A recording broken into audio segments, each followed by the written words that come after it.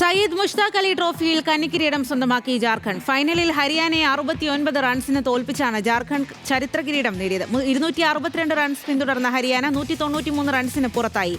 ബാലകൃഷ്ണയും സുശാന്ത് മിശ്രയും 3 വിക്കറ്റുകൾ വീഴ്ത്തി. ആദ്യം ബാറ്റ് ചെയ്ത ജാർഖണ്ഡ് ക്യാപ്റ്റൻ ഇഷാൻ കിഷന്റെ സെഞ്ചുറി മികവിലാണ് മികച്ച സ്കോറിലെത്തിയത്. ജാർഖണ്ഡിനെ അനുകൂൽ റോയിയാണ് ടൂർണമെന്റിലെ താരം.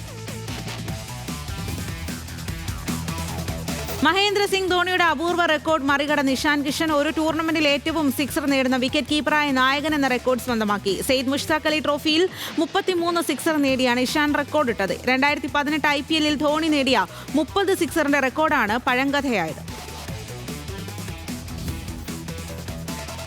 കൊൽക്കത്ത സാൾട്ട് ലേക്ക് സംഘർഷത്തിലെ അപകീർത്തി പരാമർശങ്ങൾക്കെതിരെ മാനനഷ്ട കേസ് ഫയൽ ചെയ്ത മുൻ ഇന്ത്യൻ നായകനും ബംഗാൾ ക്രിക്കറ്റ് അസോസിയേഷൻ അധ്യക്ഷനുമായ സൗരവ് ഗാംഗുലി കൊൽക്കത്തയിലെ Argentina fans club president Uttam സാഹയ്ക്കെതിരെയാണ് ഗാംഗുലി നിയമ നടപടി സ്വീകരിച്ചത്.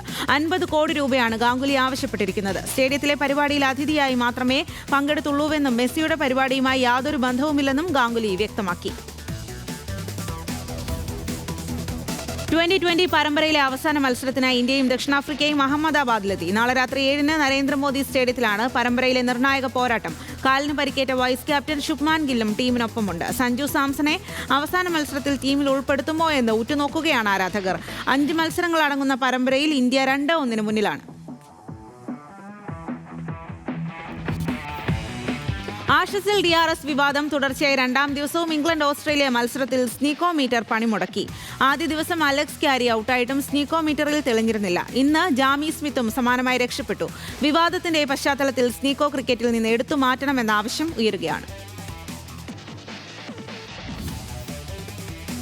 ലക്നൌവിലെ ഇന്ത്യ ദക്ഷിണാഫ്രിക്ക 2020 ഉപേക്ഷിച്ചതിന് പിന്നാലെ ഇത്തരം സാഹചര്യത്തിൽ കേരളത്തിലേക്ക് മത്സരങ്ങൾ മാറ്റണമെന്ന ആവശ്യവുമായി ശശി തരൂർ MP.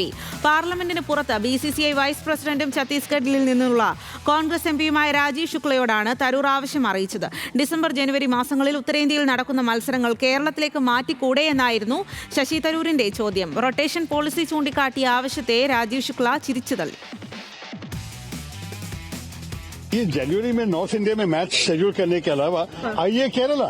नहीं वो केरल बात नहीं, लेकिन ये शेड्यूलिंग में ध्यान देना पड़ेगा कि 15 दिसंबर से 15 जनवरी तक बिल्कुल जो है मैचेस वो अगर नॉर्थ इंडिया मैच किया जो अच्छा आगे ध्यान में रखेंगे। केरल को तो मिलते, ये तो रोटेशन पॉलिसी है तो लेकिन आप इस पीरियड में दिसंबर 15 से जनवरी 15 तक मैच थोड़ा केरल में शिफ्ट कर दिए जाएंगे। यही अच्छा होगा ना हमारे लिए. ഇറ്റാലിയൻ സൂപ്പർ കപ്പിൽ സെമി പോരാട്ടങ്ങൾക്ക് ഇന്ന് തുടക്കം. ആദ്യ സെമിയിൽ നിലവിലെ ചാമ്പ്യന്മാരായ AC മിലാൻ ഇറ്റാലിയൻ ലീഗ് ജേതാക്കളായ നാപ്പോളിയെ നേരിടും. ലൂക്ക മോഡ്രിച്ചും കെവിൻ ഡി ബ്രൂയിനും നേർക്കുനേർ ഏറ്റുമുട്ടുന്ന മത്സരമെന്ന പ്രത്യേകതയും സെമി ആവേശത്തിന് മാറ്റുകൂട്ടുന്നു. റിയാദിൽ രാത്രി 12:30 സൂപ്പർ പോരാട്ടം.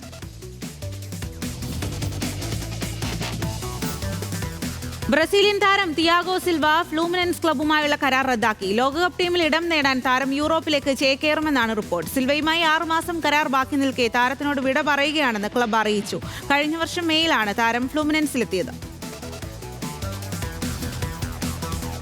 ആഷസ് പരമ്പരയിലെ 3ാം ടെസ്റ്റിൽ ലീഡിനായി ഇംഗ്ലണ്ട് പൊരുതുന്നു. ഓസ്ട്രേലിയയുടെ 1ാം ഇന്നിംഗ്സ് സ്കോറായ 371 റൺസ് പിന്തുടർന്ന ഇംഗ്ലണ്ട് 8 വിക്കറ്റ് നഷ്ടത്തിൽ 213 റൺസ് എന്ന നിലയിലാണ് 2ാം ദിനം അവസാനിപ്പിച്ചത്. 45 റൺസുമായി ബെൻ സ്റ്റോക്സും 30 റൺസുമായി ജോഫ്ര ആർച്ചറുമാണ് ക്രീസിൽ. മത്സരം നാളെ പുലർച്ചെ 5-ന് പുനരാരംഭിക്കും.